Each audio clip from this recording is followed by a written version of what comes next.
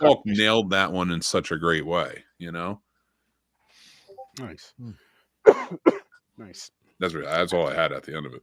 Oh, I thought you just stopped just to stop. Like, Mick, you could keep going, Maybe I did.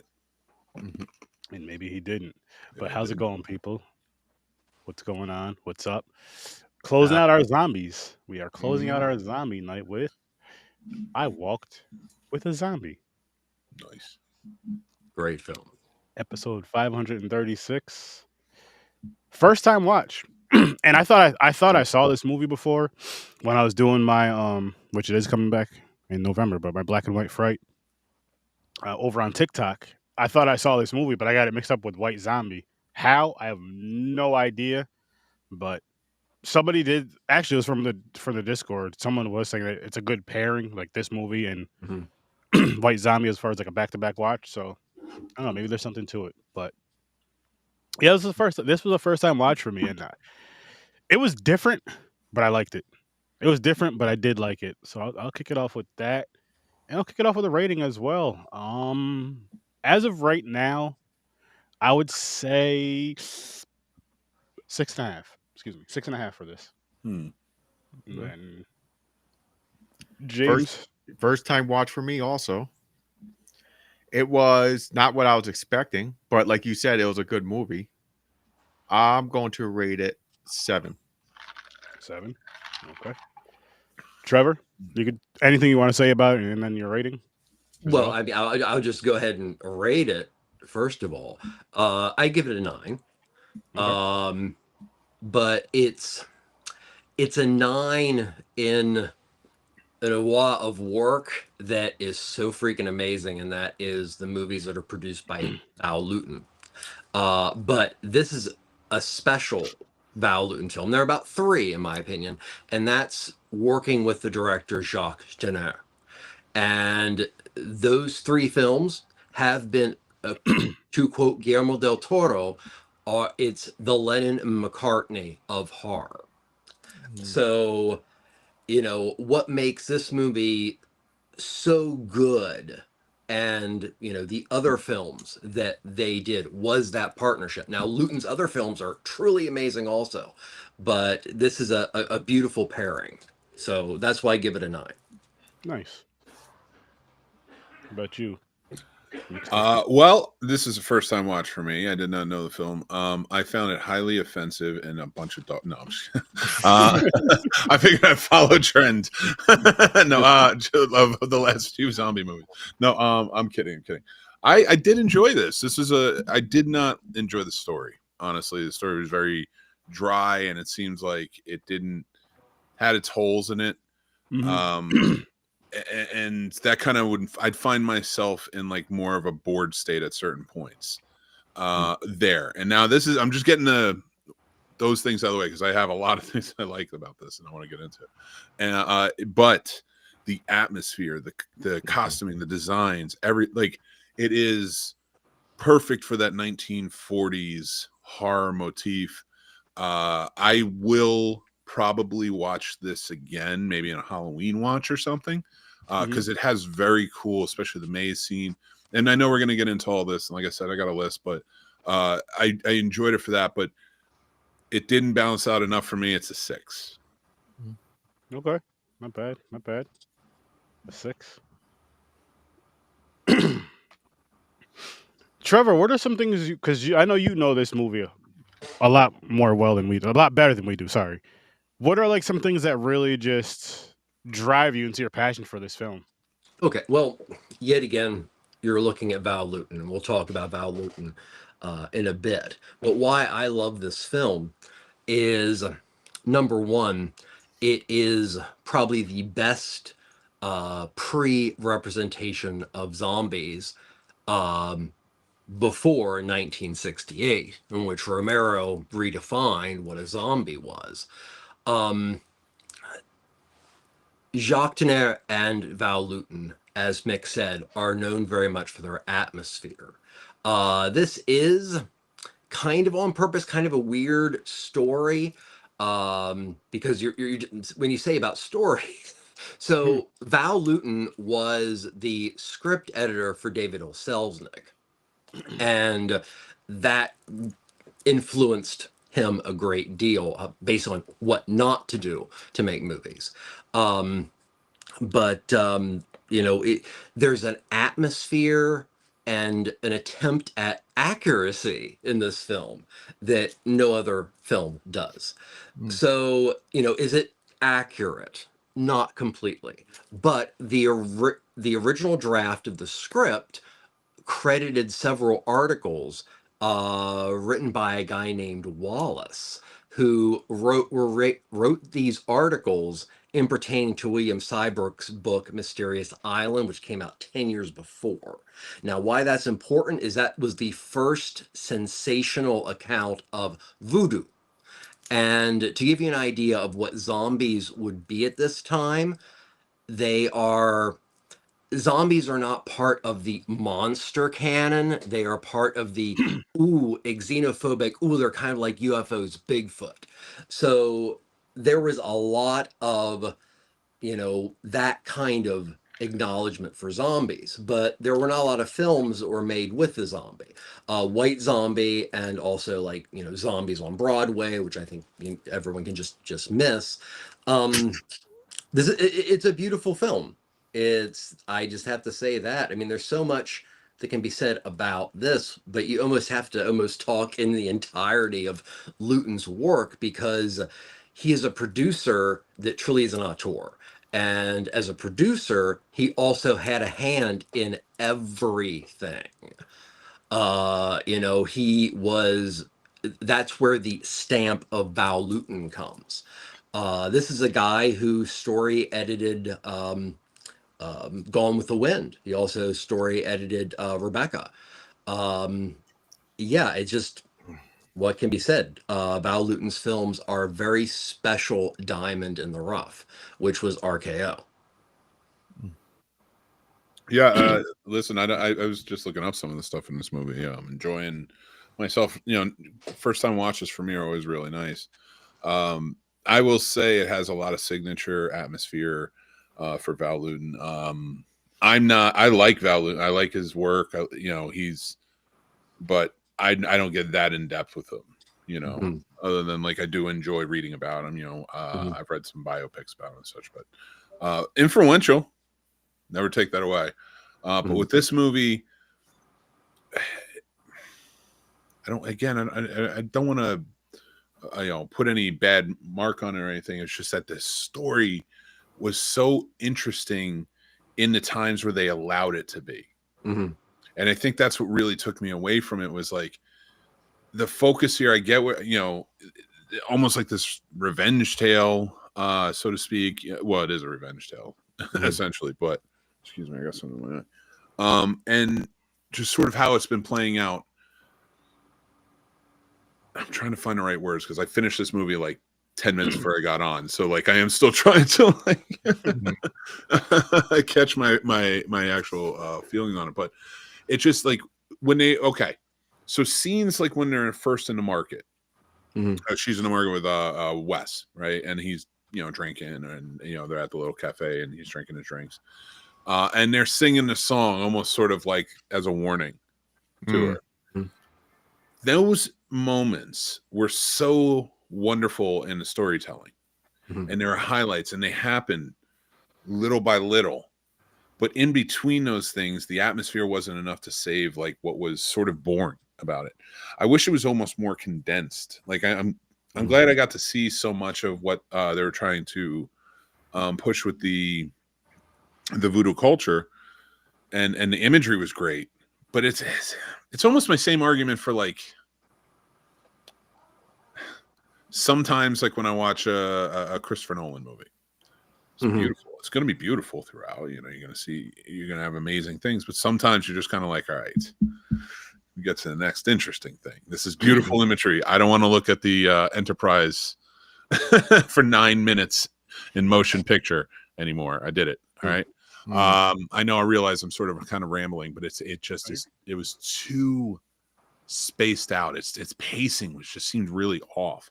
Now, that's all I want to say. But other than that, the corn maze walk, which the pacing seemed off on that, but everything you saw was interesting. And I forget. Numerous Forgive me. What's the stills. main actress's name in this? The actual Frances D. Yes. Yeah, Frances D. She played Betsy. That she did a fantastic job. I loved her in this movie. I thought she really did well, trying to like kind of investigate what's going on, trying to kind of peer into the culture and really understand what's happening. But I didn't get that from like the other, so to speak, the white actors in this. It seemed very stale in some of their performances that didn't match like her intensity. Like when I did really love the corn maze when they're walking through, and besides the art direction, she is the most pivotal piece of it. And when that music kicks in, I'll tell you, the sound in this movie, sound is beautiful. It's fantastic. It's fantastic. The atmosphere is just truly fantastic. The music was great. I love the music, and I love the use of the music. Now, because it is, and like I said, the white characters were dull. The black characters were the most interesting parts of this movie, and seeing the culture and what's actually going on. I almost prefer having seen it from that perspective, from the religious perspective, what they're trying to do. And that's just me, kind of like rambling on that. I did want to say it was kind of cool. I did learn something new. They called, I guess, the head priest Damballa. Yes. And that is a henchman's name who was also a voodoo priest. He was a henchman of Kananga in Live and Let Die. And I just put the two together, and then I looked it up and saw that is the name for a priest. Can I just say, I'm going to say it before I forget, I love that you just said that, Mick, because since that whole Godzilla, Star Wars, and Star Trek run we did last year, I've been saying, like, I've been watching just in horror, just because you pulled it from a horror movie, just in horror in general, in horror alone. From those movies, I'll pull something that I've seen from those films, and I'm like, holy shit, they said that, or that and the third, and how you just, it's just so cool how that works, and how I had a feeling you were going to tie it into Bond one way or another, too. I swear to God, I was not trying. It just popped up. It just like he said Damballa, and I'm like, wait a second. That was just, and it made sense because it was both a take on voodoo culture, so a wild take. Well, wild take, but here's the thing. It goes back to what I was saying about, its attempt for authenticity, which Mick also is just bringing up here. So the shooting script for this film did cite the use of a 1937 article photo thing in Life magazine. So that, Life magazine in 1937, that's pretty legit. And it kind of became the gold standard after that. But yeah, that's how much research that they actually did. And as Mick said, one of the most interesting characters is Alma, and Alma is treated as a character in a way that is immensely human, and at no point is the voodoo religion the evil.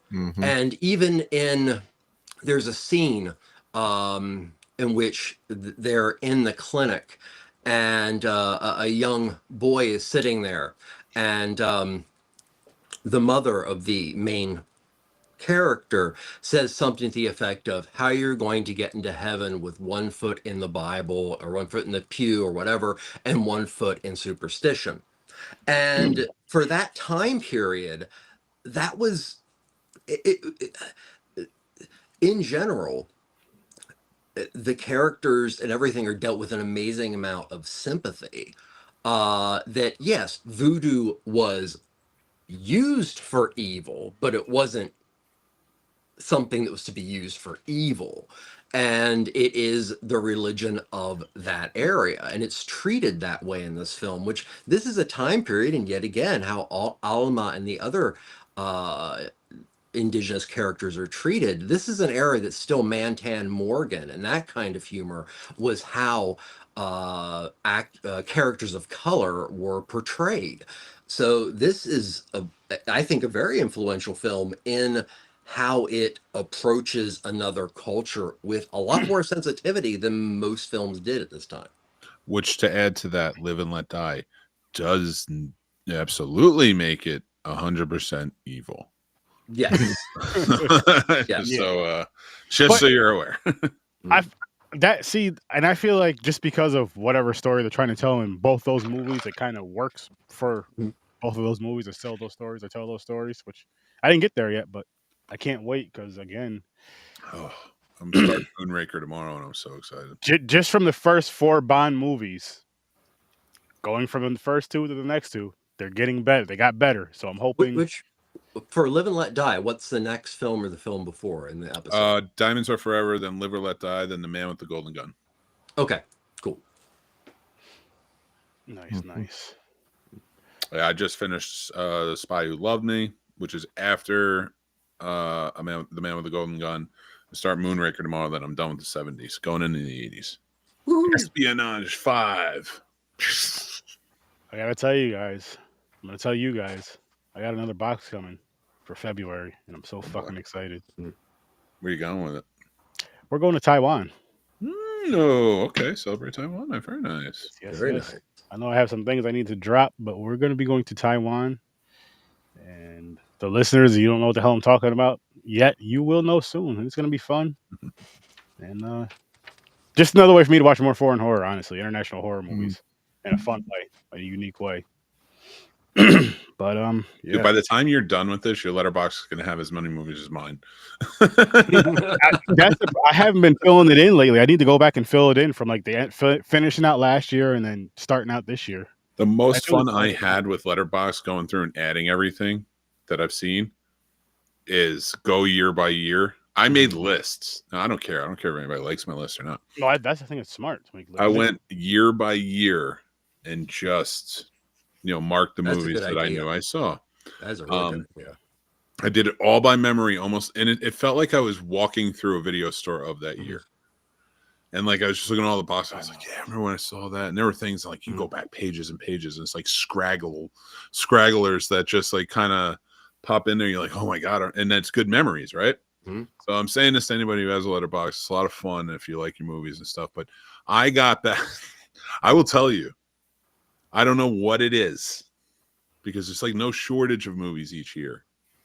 But by the time I got out of the 80s, like I mean, all over 200 movies each year until I got out of the 80s. I got to the 70s and it was like 35, 42, 29. I was like, how? It's the 70s. I feel like this is the most influential year. Nope.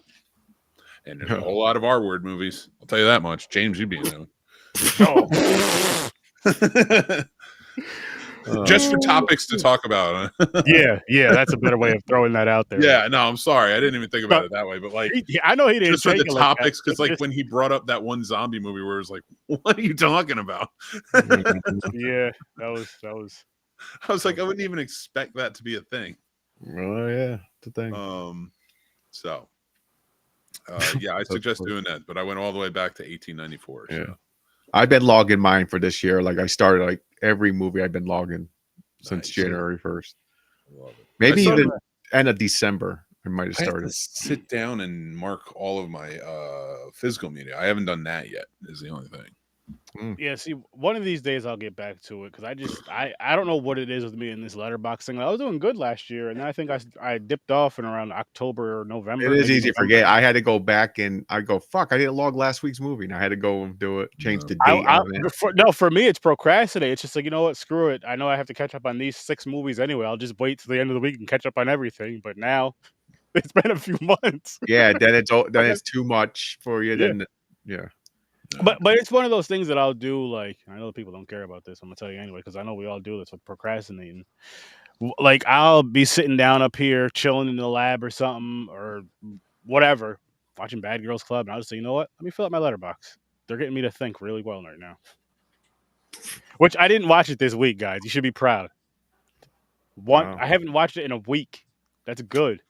I'm not done though. I'm not giving up that habit. I'm just saying. Do it. Watch Blood Lake one more time. Oh no! I'm never watching that again. No thanks. I memorized that. I don't need to anymore. I know the whole movie in my head. It's different. It's a reappraisal of Blood Lake. And I know every scene that pissed me off. Oh, that was so funny. Fuck that movie. I want to write it into a stage play and perform it on the stage of at CFF. Oh my God. that'd be hilarious. That would be only if James was there. Like, we have a special. How are you gonna do the 20-minute skiing scene? I'm gonna get a boat front, and then I'm gonna throw in a wig. Sturdy's gonna be the guy with the mullet, and we're just gonna ride. And You're it's just be gonna pitch sit black. there for 20. People are like, "What's going on? Is anything gonna happen?" You're like, "No." No, what you do is you show the boat, you show us, and then you throw like a black tarp over it because you can't see anything in that. You can't movie. see anything. It's dark as hell all the time. It's so Oh man, I hate that fucking movie. that would be It's the hilarious. best movie of all time on VHS. No, that's an awful movie. Oh That's a god. god-awful movie. You know what's an awful movie? Gone with the Wind. An Ooh. awfully good movie or an awful movie? Awful movie. Awful. Ooh, I have to hard disagree with you. I mean, it's very controversial. I'll agree with Well, that. the only reason why I say that is I just have always thought it was, not great. And so I'd said Luton was a story editor on Gone with the Wind. Mhm. Well, after reading the script, he is quoted in telling Selznick it's ponderous trash, and he actually rewrites scenes that are like impossible to do. Like there's a scene in Gone with the Wind that is just so it's breathtaking and beautiful. It's this like train thing. There's like a field of like bodies, and it was written by him. So it was like nobody's gonna be able to make this scene, and they did, of course. Yeah. So he hated it. But another thing about Val Lewton and his relationship with David O. Selznick is after various rewrites and things like that, he knew he had to put in an intermission. So David O. Selznick asked Val Lewton, and this is from Val Lewton's son. Val Lewton was to do research on how long it would take the average theater goer to get up from their seat and to go to the restroom and come up with an average amount of time. Val Lewton waited a week and then came up with a number. But that is also a story that connects Val Lewton to like old school Hollywood. And I have high respect for Val Lewton, but I got to stick up for Gone with the Wind. I just always thought it was an overrated film. But I seen it once, and I kind of agree with Trevor. With the people are like, "Oh my god, this movie's so awesome!" and everything. I watched it. I was like, it's okay. And listen, here's the thing: I hate the sound of music. I hate the sound of music, but I can appreciate why people love it. No, I do too. I can see now. that. Allow me to. I won't say I love it. I don't mind it. Allow me to defend the highest grossing movie of all time, adjusted for inflation, against Mr. Made 14 movies in 9 years. No, I'm just kidding. I do like Val Newton. Well, I think I will have to say I think Gone with the Wind is one of the most beautifully shot color 33-1. Oh, yeah. I'm not really a fan. You can't question. Now, that. The Wizard of Oz, I would argue. I will argue The Wizard of Oz. I will fight for The Wizard of Oz as probably the most influential movie of the 20th century. Okay. You don't think Gone? I don't know I'd go that high, but I have to give it the level of respect that it deserves. And it is. I mean, King Vidor directed that, right? Call everyone now that you know and find me someone who has not seen that movie. Exactly. True. I've seen it multiple times. I can find plenty of people who haven't seen Wicked yet. Mm-hmm. I haven't seen Wicked yet. I have not. More people have seen The Wizard of Oz than have seen A Christmas Story. True.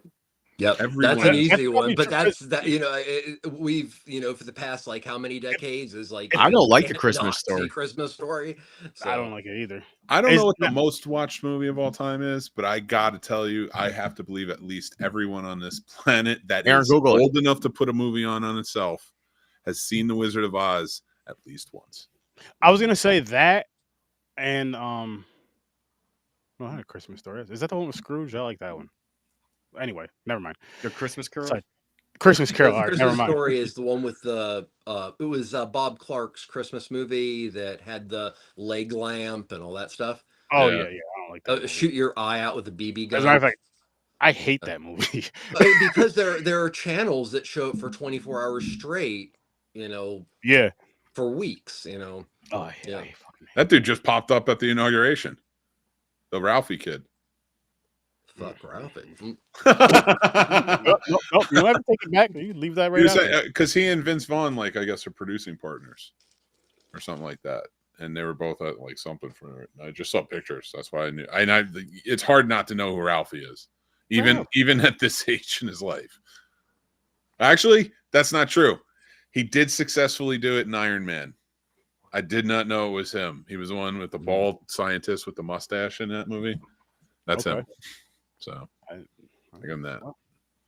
God damn, Iron Man The has same mind as the Porky's films. They're saying number one is Titanic, the most watched movies. Then E.T. Wow, what a waste of time. Then Wizard of Oz. Wizard of Oz. No, is but those third. are the most watched movies in theaters. Theaters. Yeah. Ah, okay. Yeah. So I'm talking about. There's not I'm not saying everybody has seen it in theaters because I haven't, but everybody has seen The Wizard of Oz. Yeah. There's just no shot that you haven't, because that movie is like, I don't know what it is. It's like ingratiated. That movie, I'm saying it right now, keeps us fighting for the little guy, because that's what that movie's about. So you think the Lollipop Guild. kids these The days- Lollipop Guild. Sounds The like- Lollipop Guild. Sorry. Mhm. If they this generation seen Wizard of Oz? Majority of them? What did this you say? generation, This generation. You think they've seen Wizard of Oz? Yeah, I do. If I they haven't really seen do. Wizard of Oz, they've seen some interpretation that is continual enough that a lot of go back even further to book and such, but like ideas and references, it's one of those movies that is so far almost timeless in its ability to be referential in general conversation, which goes to the argument that it is one of the most watched films, or at least one of the most ingested concepts, whether it be The Wiz or The Wizard of Oz or now Wicked. It's There's even a horror movie potentially called one Gale. of the I wanna most watch. recognizable franchises in Hollywood is Wizard of Oz.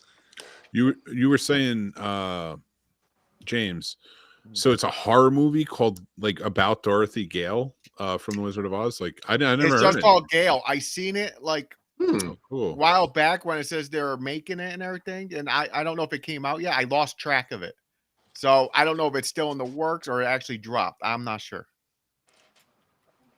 Very cool. I'm gonna check that out, because I know there was a TV miniseries back in the day. Neil McDonough was in it. He played the Tin Man, and they kind of had this. And I don't know if this is the case in the books, but it is. He was they called him Tin Man because he was a sheriff, and I guess like the wizard or something did something to his family and then locked them in like a capsule. So that I thought it was clever for the time, for like a mini series. You know what I mean? And that is why Gone with the Wind is better than Velvet. Sorry, we didn't even talk about the movie. Gone with the Wind, although I have to say, is much better. There it is. Nice. It kind of holds that area of the Titanic with me. So, yeah, Okay, I that's will fair. appreciate the quality, but overall, I get it. Listen, Yeah. it's not a movie you can watch often. It's not, Titanic is a boring fucking movie. Fuck. That's that I'm is with nuts. And I think that movie made me hate Billy Zane. I always have a little bit of forgot he was in disdain that. for Billy Yeah. Zane. Mhm. It's just because he's kidnapped a kid and got on a boat. The only part I liked is everybody fucking dying, and that's See, sad to say. The Leonardo sickle. Yeah. I was watching a video and they showed what it actually would have looked like out there that night, and it was just pitch black. Yeah, Yeah. Like And they were like playing like what it would have sounded like, and I was just I started getting like anxious. I'm like, what is this? I was like, I never, because you think about the movie. Oh, nice. Oh, I've beautiful seen this. film. Wait, Yeah, what's the that's- categories for this month? Found footage. Found Oh. footage. Wait, Late Night in the Devil counts as a found footage movie? Yeah. And a TV talk show. It's a broadcast. Oh shit! I didn't even think Yeah. of it that way. It's revisiting a old show.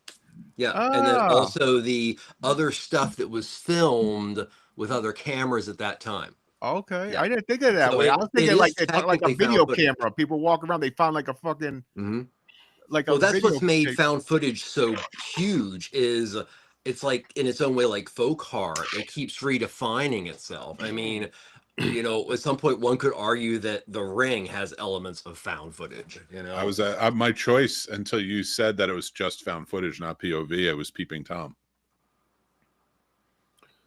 I thought that would have Great. been a good one for you Great. for your first one. Oh, Peeping Tom. Yeah, but Mhm. don't save it because you said you're going to do POV. So that would Yeah, be my yeah, choice for POV. Oh yeah, definitely. Yeah. I think that'd be a good ass time. Reach too. into the classics a little bit.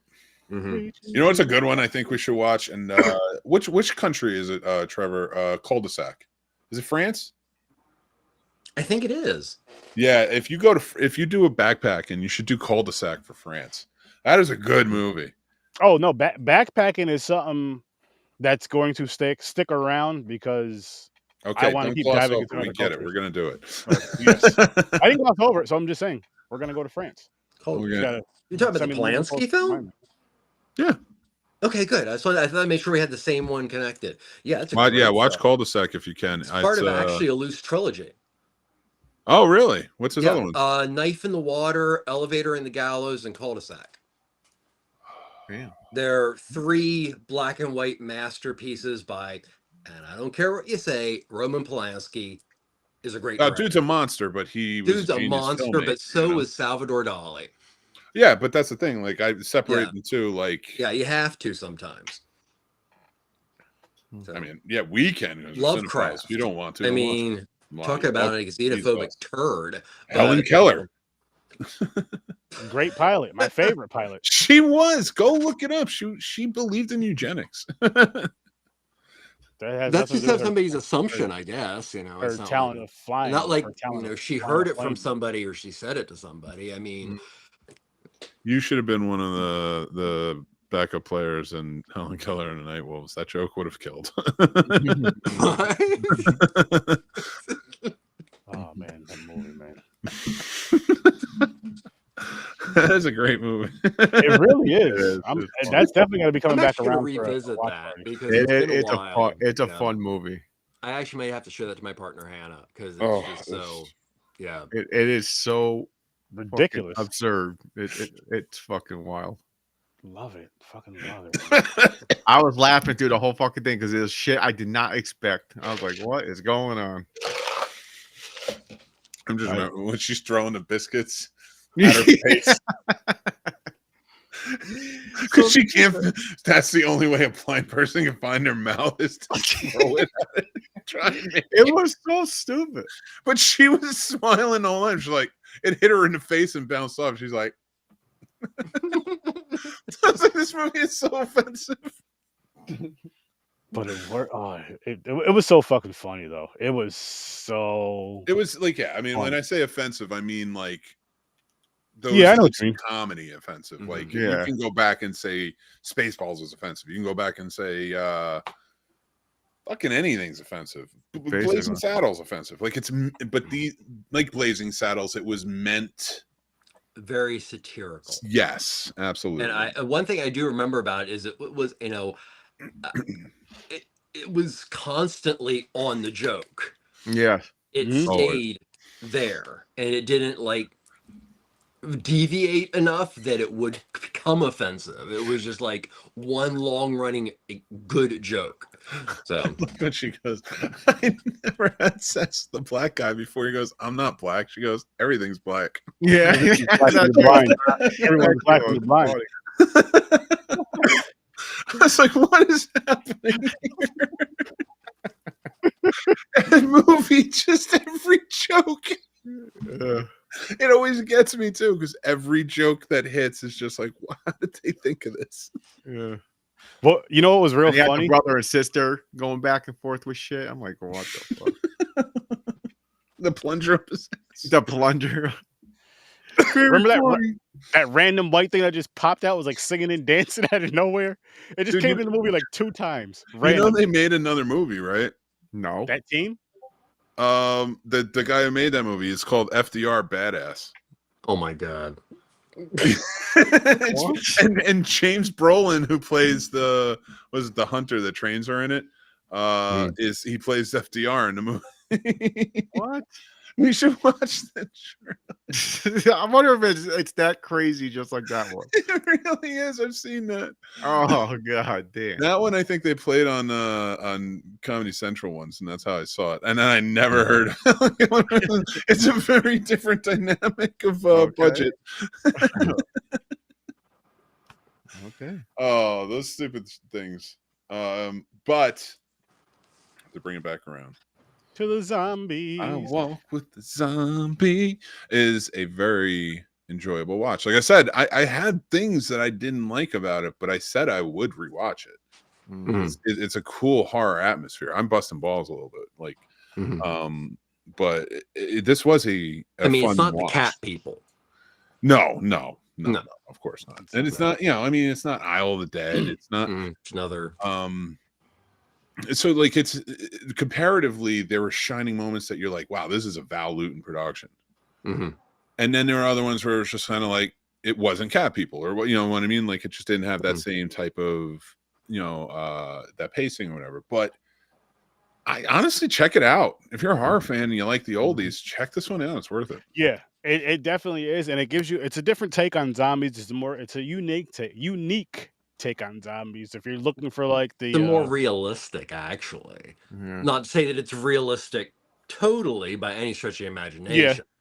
But this is there are a handful of films who have done so. Serpent and the Rainbow, Wes Craven is another beautiful example, where they try to stick kind of as close as they can. I think one of the great things about Lewton's work is it's not hokey.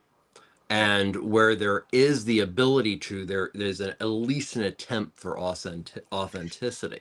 Yes. Thank you for saying that, because that is a great point, and I'm glad I heard it. Yeah, it is very, and to think about his other movies now, like I said, I love when you make the wheels turn, Trevor. Yeah, he really is. He really is a genuine, like, he's a producer auteur. Fantastic. Yeah, well, that's another. Felt good to think about that, because like, yeah, he really does know how to take it seriously, and not in a way where you can't enjoy it or can't bend a little bit to a fan's, like with tropes and certain tropes and things like that, but there is like a genuineness, and there's no real campiness to it. It is, man, I'm trying to compare it to something more modern. Roger Corman. Oh, okay, actually, let me explain that. I'd kind of disagree that. Let me explain. Okay, so Val Lewton, in my opinion, is a huge influence on people like William Castle and also Roger Corman in various ways, but especially Roger Corman. So how does RKO get a hold of Val Lewton? Val Lewton just wants to get the fuck away from Selznick. Can't stand the man. So he wants to do something more creative. Okay, so RKO releases 2 beautiful films that basically almost kill them, and that is Citizen Kane and Magnificent Ambersons, by everybody's, hopefully at least light director Orson Welles. So what makes money? About 41, Wolfman came out. It was the second renaissance of Universal monsters. So he ended up getting connected to RKO by accepting the job based on him being a story editor for Selznick to lead up a B horror unit for RKO. Now, what's special is they allowed him to pool talent. And sometimes he got stuck with talent at RKO that was slightly blacklisted because they worked on Citizen Kane. Mark Robeson is a beautiful example. Now, with that comes, he helped the career of Jacques Tourneur, Robert Wise, and especially Mark Robeson, who was connected to Citizen Kane. And after the last Jacques Tourneur Val Lewton collaboration, RKO was moving him up to their A list. Both Sturdy, he and Jacques. just to add to that, Robert Wise was the director of Star Trek: The Motion Picture, And Sound of Music, West Side Story. and one that I think you should check out for Sturdovision, The Day the Earth Stood Still. Great film. Well, really, to sum up, sorry it seemed like a rather long story, but this gives you an idea of how Val Lewton worked. So with this promise, I think it was after Leopard Man, that both of them would be moved up. For the first project, which I don't remember the name, but Lewton wanted it to be directed by Mark Robson. They basically put it on the table. This is one of the guys that was connected with Citizen Kane in the Orson Welles disaster. They're never going to be okayed beyond the B level. And what did Lewton do? He said, I'm staying with the Bs because if you don't take him, you don't take me.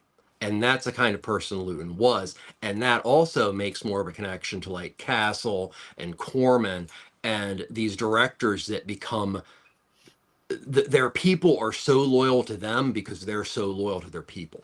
So, and I mean, but we see that back then. We saw that on the, everybody had sort of John Ford, at his own stage company and things like that. So, like and that is like I think it was a matter of back then, especially in the in the early silent days, a lot of these filmmakers were all the up and comers, those interns, those new waves of young filmmakers, kind of learning from really from people who were just kind of throwing shit at the wall and seeing what stuck because it was so new, right? But it was growing, get more and more popular. That these filmmakers, and mostly speaking of like American filmmakers, that became more into the mainstream or even the B side of it. But yes, they grew and they got older and they started taking over. God damn, their companies were so loyal to them. That honestly, it's what broke the studio system. That of course there was some other handlings, but ultimately what I think broke the studio system was this loyalties that was like, no, the craft is more something we lost. I think the 80s took that away. Lewton wasn't. This is the thing that's crazy. Even though he hoped to get away from RKO, he made a lot of changes to his films, literally to like the last second. And, he kept doing well for RKO. And, one of the really cool things about the about 9 films that he did for RKO within this horror group is they do have the Lewton feel. They do have the Lewton touch, but they're all, he did a lot with not just like, giving people a chance. He gave people a chance and pushed them to the A where, he was just happy to. He also kind of didn't want to go to the A's because he felt that he would not be given as much say in the final product. So it was a combination of things, but the not being willing to take his long-term story editor was, it's like, yeah, I'll just stay in the B's. He died only at 46. So it was like heart attack, I believe. Oh, I wasn't sure what it was, but I just had read that he died early. Hey, Troy. How's it going, Troy? And anybody who's listening to the podcast, Troy is our imaginary friend. You shut your go see Troy Hill. Yeah, make sure you check out Troy Hill Talks. Dope show. I'm a co-host over there on his podcast portion of it. It's a good time. It's a great time. It's a fun time. I got to be on an episode. Yes. So he's gonna be on some more too. But going back to like this, the interesting take of this, because it wasn't like a like the brain-eating zombies that we're all used to and all that craziness. It was not that at all. And I just really enjoyed. I wish the story connected better, like Mick was saying, the parts, especially with the music. Which I wanted to say this. before I forget, or I want to say this before I forget, is like the music. So my wife was up here, she was like playing on her portal thing and watching the movie kind of, but the music got her attention. Mhm. And just saying like how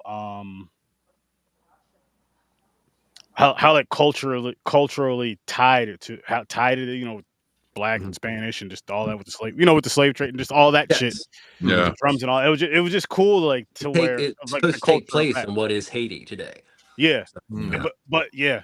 but it is cool, like how that kind of connected her with, you know what I mean? That kind of grabbed her attention, connected her with that, and really made it like that. Those scenes right there, because I remember you mentioning it earlier, like that. Those are some of your favorite scenes that really made you feel the movie, so to speak, and feel the culture that they were Mhm. portraying or trying to show us in this film. And The score is very minimal, and it makes the drums that much more yeah, haunting and mysterious.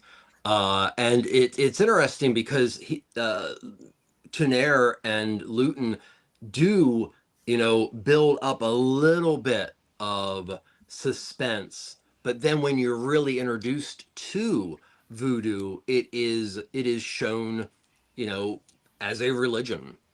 And I think this is a movie very much like, I said, as far as atmosphere, and I think I'm probably really going out on a limb of this, but one thing that I kind of got was the fact that it seems like all the white characters, minus our main heroine, are very stoic and almost kind of like zombies. Mm. And the other side are very much, they seem to have much more life, even if it is in a very negative situation, like the scene of the fact that they mourned a birth but did not mourn a death, Mm. which is very, connected to that time period, very hmm socially, significant. But no, I when I watched this is like the third, fourth time I've seen this. I felt that was, and also as far as the pacing goes, one of the things I liked about the pacing is the fact that is this kind of drag, which kind of makes the film kind of zombie-like. But yet again, I might be going out on a limb here. No, I do agree. I think that's what they were going for. I just don't think it Yeah. worked. It just didn't work for me, I guess. Mhm. And again, it's personal preference. But like I thought they timed scenes well, interactions really Mhm. well, and then in It's all between done on a soundstage too, and it was pretty damn beautiful good for a sets. soundstage. That time frame though, that time Yeah. frame in horror, like the sets are some of the most magnificent in movie Oh yeah. history. I will say, Sturdy, do I still have time to change out my choice for found footage next month? I just thought of something. Yeah, because it didn't get picked. As long as it didn't get picked, you're good. I want to do One Cut of the Dead. Just send me the movie poster. Good We're good. movie. Yeah, I think that's Excellent. I'm gonna do that. And That's some Asian horror there too, guy. Oh, Oh, nice. you're gonna get some really cool inside look at filmmaking too. Mhm. Nice. Yeah, just as soon as you can, send me the movie poster and I'll swap it out with I forgot what you put on there before, but I just put something I haven't seen that I wanted to watch, so I want to put this on it because I want to like share this and talk about it. that's fair. That's fair. I'll throw that one in the watch party list on the other one for February, possibly the other movie. But yeah. Again, though, I do feel for those who are if you're a fan of black and white film, I'm not going to say this for everybody, but if you're a horror fan of black and white film, definitely go check out I Walk with a Zombie. Mhm. Definitely go check out I Walk with a Zombie. Even more so if you're a fan of zombie films, just because why not? Yeah. But I'll say more so. I won't say for every horror fan because I know every horror fan doesn't like black and white. But for those that do like black and white, definitely check this out. Definitely check this out and let us know in the comments below what you think about it, if you like it or if you hate it. But give me a reason why, if you like it or hate it. Don't just say I hated it, it sucked, it was boring, and that's it, because that's not. Please only answer that way. All I want. I want him. In fact, In capital letters. I would like to request everyone out in the world to spread this. Go find Sir Sturdy, email him like people have been flooding the immigration email with Elon Musk requests. I want you to flood his email with which is one word answer. All right, about why you didn't like this movie. You could just be like, didn't. Oh, fuck that! Don't do it in my email. Do it in the comments on YouTube, where it matters. If you're gonna do that. I want 70,000 emails in this man's inbox of just saying an innocuous word that's like sucks. That's just gonna go right to the spam folder. That's no context. Don't explain anything, and then follow up the next week to make sure he read all of them. Oh, you know I'm not gonna. And keep doing it every week for the rest of his life. Or yours, whoever's here longer. No, it's gonna bum you out, not me. No, yours meaning the ones posting it, not me. No. I'm not gonna care either way. I'm just gonna did you read that? Nope. Matter of fact, I changed the email. I just didn't share it with everybody this time. I don't read shit over there. Every time he's live, I want you to comment. Hashtag didn't like it. Anything he says. Hey, go ahead. Start it out. He said it in the right place. He said it in the right place. Go ahead, Troy. Go ahead, Chad. Do it. Next week. Late Night with the Devil, which is going to be a fun one to watch. Yeah, honestly, here's the funny thing about that. Here's the cool thing and the funny thing about it, besides the fact that it's an awesome movie, is for those of you that know, we do watch parties and all that stuff. And I have a little request list, and Paul threw on Late Night with the Devil. And I was like 100%, and I was planning on doing it for February. So just look at this, kicking it off with that for the first episode in February. Late Night with the Devil. Troy, if you're free next Thursday, come join us 8:00. It's gonna be a good time. And as you guys what did you guys think of it? I liked it a lot. I liked it. It's something I gotta watch again because I seen it when it came out and I haven't seen it since. No, we're watching next week. We can talk about it next week. That's right. I want everybody to throw up a comment. What'd you think of the movie? But not one word answers. You hear him? I finally watched Nosferatu. In fact, I'm changing it up. Oh, great Emails. Email him and just write Blood Lake in the subject line. That's it. Anyway, Nosferatu, what'd you think? I liked it. I still gotta watch it. I liked it a lot. Yeah. We'll add it. We'll add it to Vampire April. I liked how they made Nosferatu look. Oh, Vaporil. I like it. Vaporil. I thought they were gonna do a knockoff version of them. Like the ball with the like peeking through the fucking door and shit. No, they made him pretty cool looking. I hated the mustache, but other than that, the mustache because it I didn't like the reveal either. I don't want to take anything away from anybody who hasn't seen it yet. But yeah, that mustache is crazy. It is. Watch that. It's like an old school, like Russian czar mustache. I get the idea they were going for with that look, and I like that. Like I like that they were going more for that type of style. Yeah. I just couldn't take the Freddie Mercury mustache on his face seriously half the time. But no, other than that, I thought it was a great movie. Yeah, it was a good movie. They did such a great job with it. Sturdy. Yep. Love you, buddy. Here we go, Mick. Take it away, good sir. I gave you a new one. I just sent it to you. What's up, guys? If we had the new one, you'd see the lineup. Sure. You can go visit us all over. But this Saturday at 3 p.m. Eastern, we are going to be a 10-hour live stream event called Casters for a Cause Fundathon. We do these every once in a while to raise money for a good cause. We're raising money. We put together a GoFundMe. It goes all directly towards Red Cross efforts. That's the way I like it. I don't want to touch any money. So all goes towards American Red Cross efforts to help out the LA wildfire relief. Hopefully you guys could be there. We have great shows. Everybody here is going to be there at some point during the day and night. And we're just going to have a really good time. So we hope you guys can join in. And we're going to have some fun twists and turns along the way. And we can't wait for you guys to be a part of it. And get your wallets out, donate, and share. You can donate now. The GoFundMe is live. Yes. Donate and share and donate. It's for a great cause. We're gonna have a great time. Lots of laughs. The Popcorn and Pine School. We're gonna be doing. We're gonna be reviewing the movie Grandma's Boy. So then that's a wild, fun time. I gotta watch that. I got so many movies to watch. Yeah, Me too.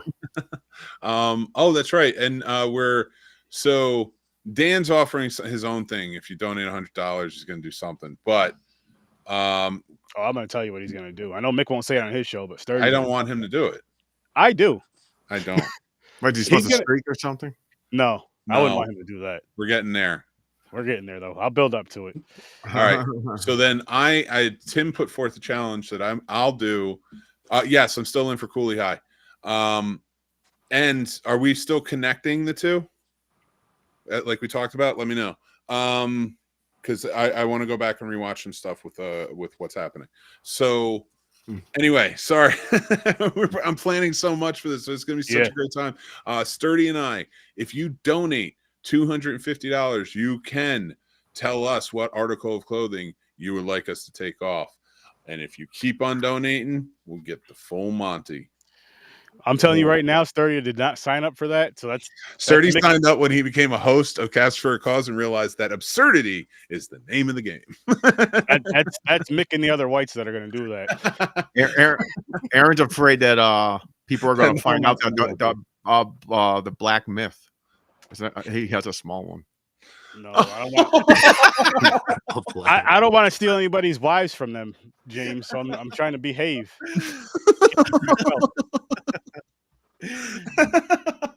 Yes, that's exactly what his plan is. Oh my God, he is. I'll tell you what, right. he will not be doing that because I have to sign off, and I didn't sign off. But if Sturdy signs off, he's going to get hurt, but it's going to be funny.